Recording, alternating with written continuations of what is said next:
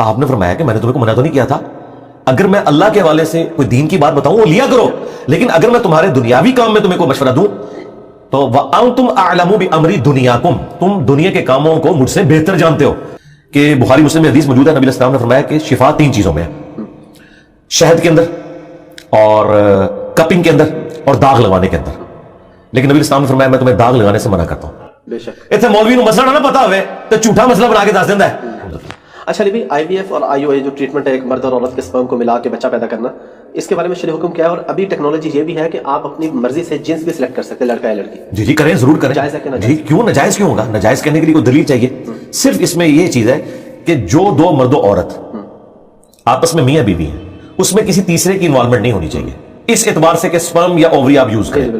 تیسرے کی انوالومنٹ یہ ہو سکتی ہے کہ یہاں سے سپرم لیا, یہاں سے اووری, اور اس کو ملا کے کسی کنٹرول انوائرمنٹ میں رکھا, اور جب وہ میچور ہو جائے ایمبریو اور دوبارہ سے وہاں رکھ دیا, بالکل ٹھیک ہے, لیکن رکھنا ادھر ہی ہے. کسی تیسری عورت کا والا معاملہ نہ ہو, تو پھر کوئی حرج نہیں ہے. یہ اللہ تعالیٰ نے آپ کو ٹیکنالوجی دی ہے, آپ اسے یوٹیلائز کریں.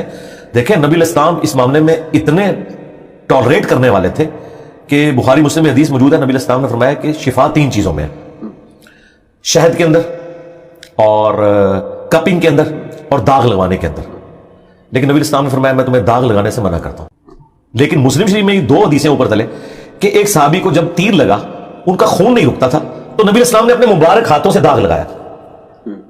یعنی وہ منع کرنا حرمت کے درجے میں نہیں تھا, پریفریبل تھا. وہ داغ یہ ہوتا ہے کہ وہ لوہے کی کوئی گرم کر کے نا سلاخ اس پہ لگائی جاتی ہے, وہاں سے گوشت روسٹ ہو جاتا ہے, پھر خون نکلنا بند ہو جاتا ہے. یہ جب چور کے بھی ہاتھ کاٹتے ہیں نا تو فوراً اسے گرم تیل میں ڈالا جاتا ہے, ادروائز تو اگر وہ خون نکلتا رہے تو وہ تو ڈیتھ ہو جائے گی اس کی, فوراً خون لاس ہو جائے گا.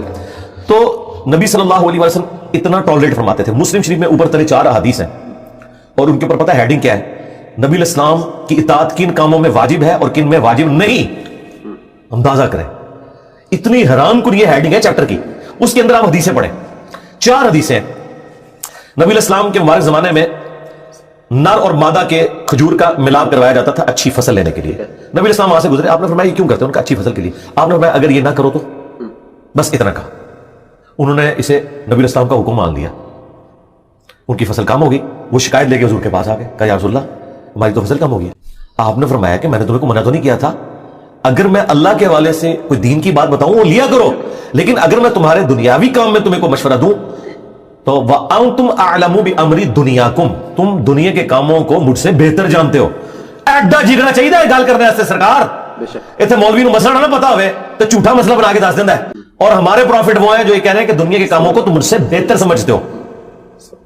اس لیے اس کے اوپر باب باندھا گیا کہ کن کاموں میں نبی الاسلام کی آپ نے اطاعت واجب ہے, کس میں نہیں ہے. یعنی آپ دنیاوی امور میں کوئی بات کریں, ظاہر نبی الاسلام کا تو ایکسپیرینس نہیں ہے, لیکن جو آپ نے اپنے ایکسپیرینس میں چیز نہیں لائی ہوئی اور دوسرے کو ایکسپیرینس ہے, تو نبی الاسلام کوئی اور محسوس نہیں کرتے تھے اس بارے میں کہ اپنے نالج کو آپ انہانس کریں اسے, اور پھر ان معاملات کو ڈسکس کر کے.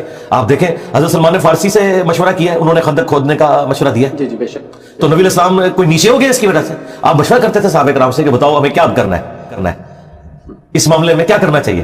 تو لیڈر وہ ہوتا ہے جو اپنی لیڈرشپ کو سائڈ میں رکھتے ہوئے ان معاملات میں اپنے ساتھیوں کو ساتھ لے کے چلے. اور قرآن میں ہے نبی الاسلام کو اللہ تعالیٰ نے حکم دیا, غزوہ احد کے موقع پر صحابہ کے غلط مشورے کی وجہ سے یہ فتح شکست میں بدلی تھی. نبی الاسلام کی مرضی نہیں تھی کہ مدینے سے نکل کے دفاع کیا جائے, لیکن وہ پرجوش تھے, انہوں نے کہا ٹھیک ہے اکثریت کی رائے ہے یہ.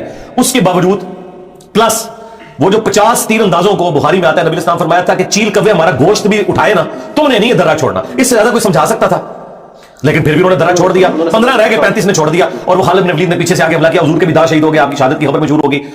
کتنا غصہ ہوگا نبی الاسلام کو کہ ایک فتح شکست میں بدل گئی. قرآن میں اللہ تعالیٰ نے 60 آیات میں سرزنش کی صحابہ کرام کی, پھر معاف کیا, اور پھر نبی الاسلام کو کہا کہ آپ اگر تند مزاج ہوتے نا تو یہ ساتھی آپ سے کب سے الگ ہو جاتے. یہ آپ کی نرمی ہے اور یہ اللہ کا فضل ہے کہ آپ نرم ہیں اپنے ساتھیوں کے حق میں. اللہ نے اسے اپنی طرف منسوب کیا. اچھا, اور پھر فرمایا کہ آندھا بھی انہیں مشورے میں شامل رکھنا ہے. ہائے ہائے ہائے ہائے, یعنی مشورے کی کاسٹ ادا کی ہے پروفٹ نے. لیکن حضور کو کہا جائے یہ نہ ہو کہ آندھا آپ یہ کہیں کہ یار تہاڈی نال تنگ بھی کام پیا سی ہن میں تانوں وچ نہیں پانا. نہیں, ان کو شامل رکھنا ہے. امرہم شورا بینہم بھی ہے سورہ شورا کے اندر. تو ایک بڑی نارمل لائف نبی الاسلام کی کامیابی ہے ہی ہے کہ آپ نے بڑی نارمل لائف گزاری ہے, اور آپ کے ساتھی بھی آپ کے بعد وہ نارمل لائف جب تک گزارتے رہے ہیں تو اسلام اور مسلمانوں کا گراف اوپر گیا. جب انہوں نے پروفٹ کا راستہ چھوڑا ہے تو اسلام کا گراف نیچے آیا. مسلمانوں کا گراف بے شک اوپر جاتا رہے, اسے کوئی فرق نہیں پڑتا. اسلام کا گراف پھر نیچے آ گیا خلفائے راشدین کے بعد. تو اس میں یہ تو ہم نے ڈیٹیل سے بتا دیا, تو جنس چوز کرنا بھی بالکل ٹھیک ہے. جی ٹھیک ہے, کر سکتے ہیں, آپ کا رائٹ ہے, کیوں نہ کریں. ٹھیک ہے, دعا نہیں کرتے ہم, اگر حضرت زکریا کے پاس کوئی آپشن ہوتا نا تو اسے اویل کرتے. انہوں نے بیٹا مانگا ہے, اولاد یعقوب کا وارث, ٹیمپل آف سلیمان میں اسے وہاں پر ایک آج کے اعتبار سے سمجھ لیں کہ گدی نشین اس خانقاہ کا, جہاں توحید کی وہ بات کرے, حضرت عیسیٰ ابن مریم کی تصدیق کرنے والے تھے وہ, تو بیٹا مانگ کے لیا نا, یہ آپ کا رائٹ ہے, آپ کریں. اللہ تعالیٰ نے آپ کو ریسورسز دیے ہیں تو ضرور کریں, ضرور کریں.